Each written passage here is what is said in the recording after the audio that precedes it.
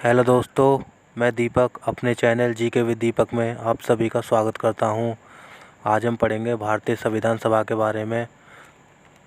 जो हमने कल पढ़े थे 10 क्वेश्चन, उससे अगले क्वेश्चन पढ़ेंगे हम। आज मैं 20 क्वेश्चन लेकर आया हूं जो इम्पोर्टेंट क्वेश्चन है यूपी पुलिस कांस्टेबल, यूपीएसआई और एसएससी जीडी के लिए। तो चलिए क्वेश्चनों को पढ़ते हैं। तो आज का पहला क्वेश्चन है क्वेश्चन नंबर 11। सन 1936 में भारतीय राष्ट्रीय कांग्रेस द्वारा संविधान सभा के गठन की मांग किस अधिवेशन में रखी गई थी? तो ये आरआरबी एएसएम जीजी 2004 में पूछा गया क्वेश्चन है। तो मैं आपको डायरेक्ट आंसर बताऊंगा। तो इसका आंसर है, इसका जो आंसर है ऑप्शन नंबर सी, फैजपुर। तो इसके बारे में पढ़ लेते हैं।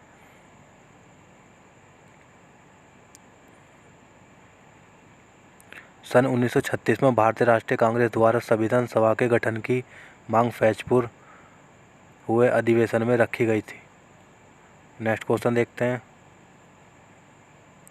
Question number 12। कैबिनेट मिशन योजना के अनुसार संविधान सभा में कुल कितने सदस्य होने थे?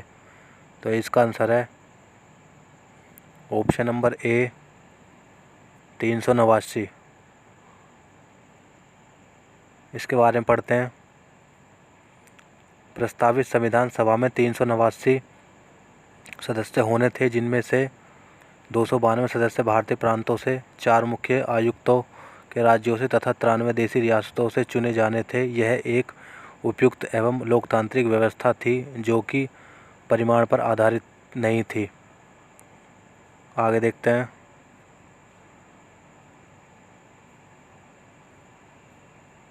Question number 13। प्रस्तावित मूल संविधान में कुल सदस्यों का विभाजन किस प्रकार होना निश्चित हुआ था?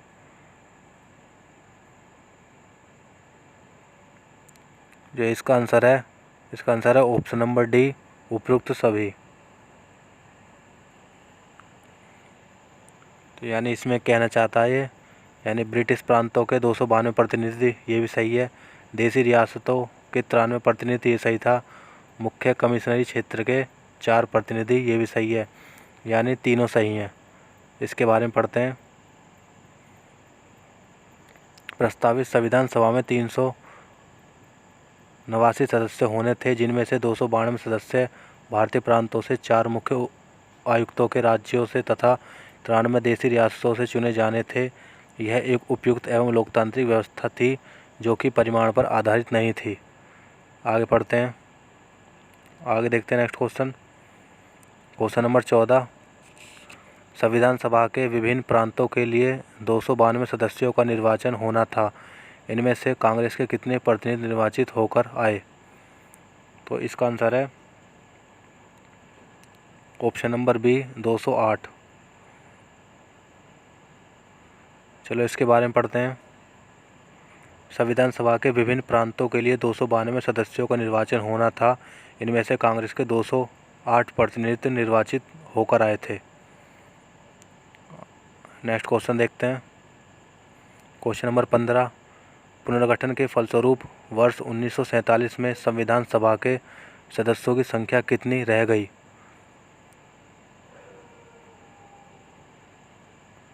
इसका आंसर है ऑप्शन नंबर बी, 299।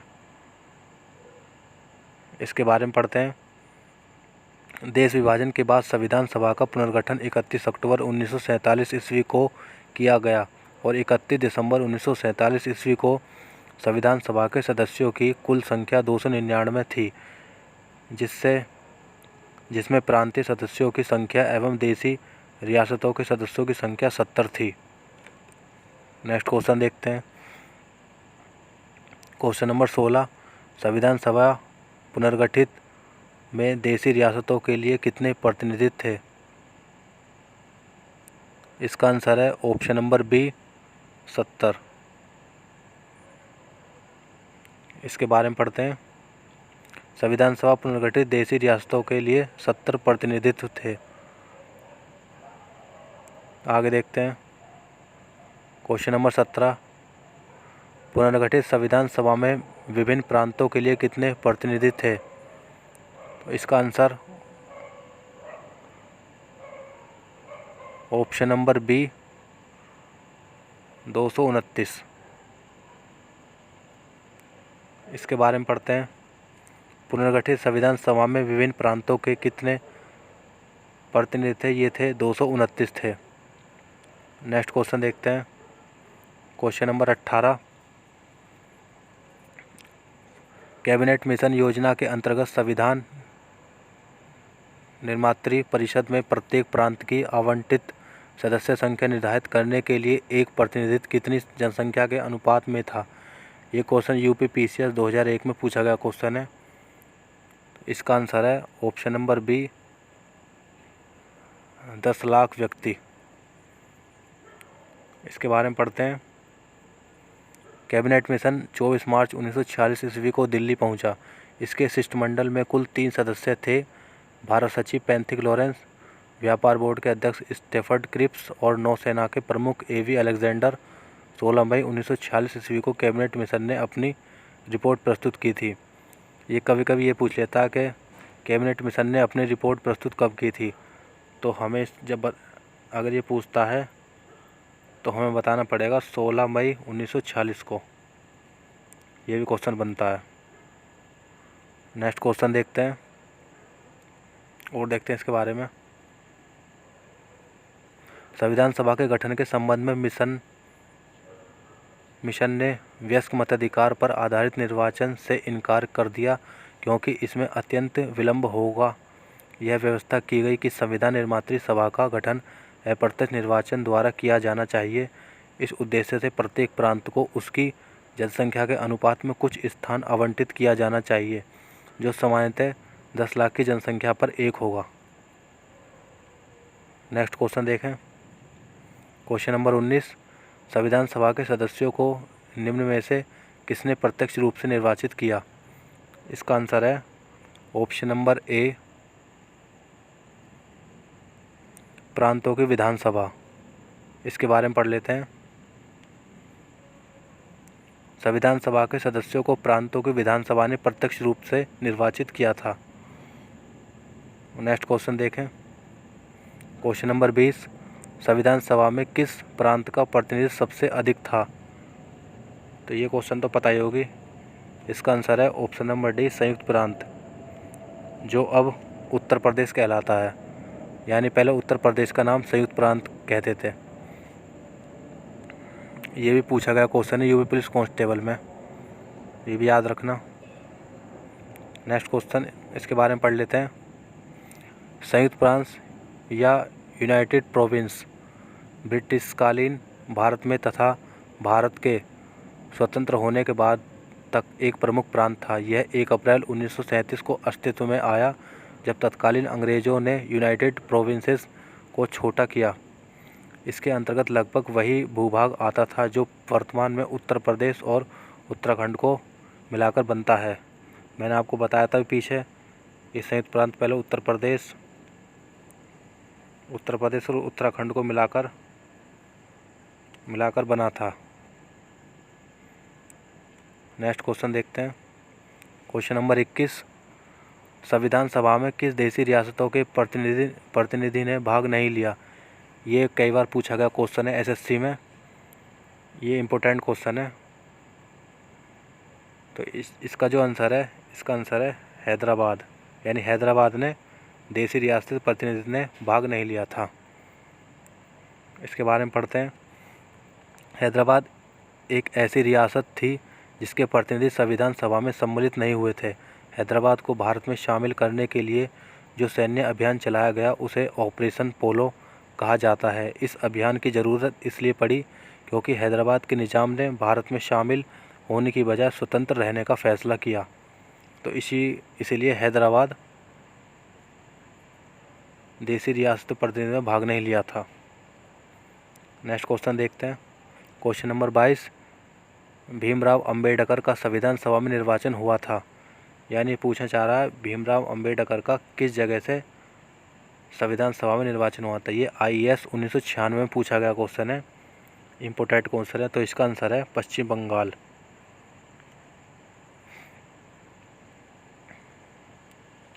इसके बारे में पढ़ लेते हैं।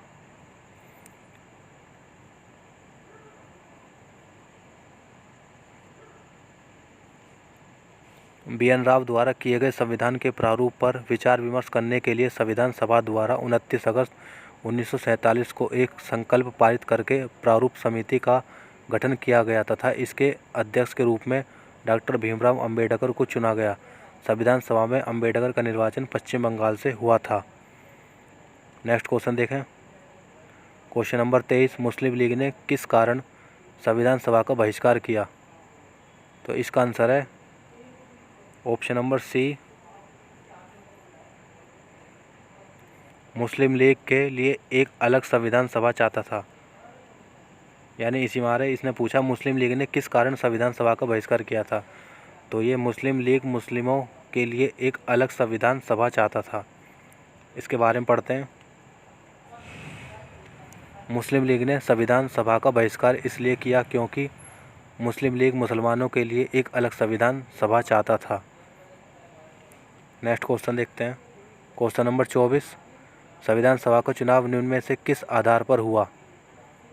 तो इसका आंसर है ऑप्शन नंबर डी, वर्गीय मताधिकार पर। इसके बारे में पढ़ लेते हैं। संविधान सभा का चुनाव वर्गीय मताधिकार के आधार पर हुआ था। नेक्स्ट क्वेश्चन देखते हैं। क्वेश्चन नंबर 25, संविधान सभा के सदस्य प्रतिनिधि थे। तो इसका आंसर है ऑप्शन नंबर बी, जनता द्वारा अप्रत्यक्ष निर्वाचित।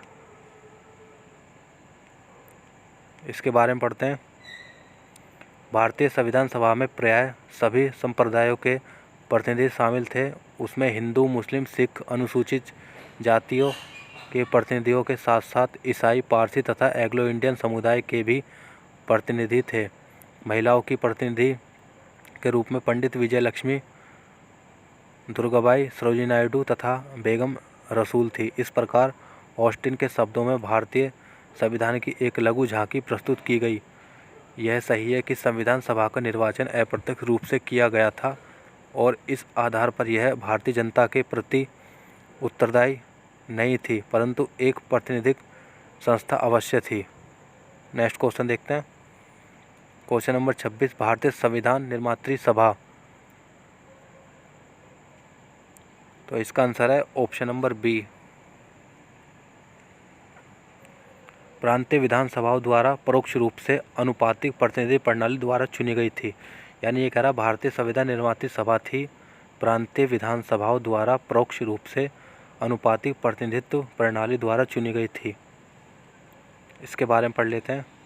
भारतीय संविधान निर्मात्री सभा प्रांतीय विधानसभाओं द्वारा परोक्ष रूप से अनुपातिक प्रतिनिधित्व प्रणाली द्वारा चुनी गई थी। नेक्स्ट क्वेश्चन देखते हैं। भारतीय संविधान को किसने बनाया? तो ये तो पता ही होगी आपको, ये आसान क्वेश्चन और इम्पोर्टेंट क्वेश्चन है, ये भी कई बार पूछा गया एग्ज़ाम में।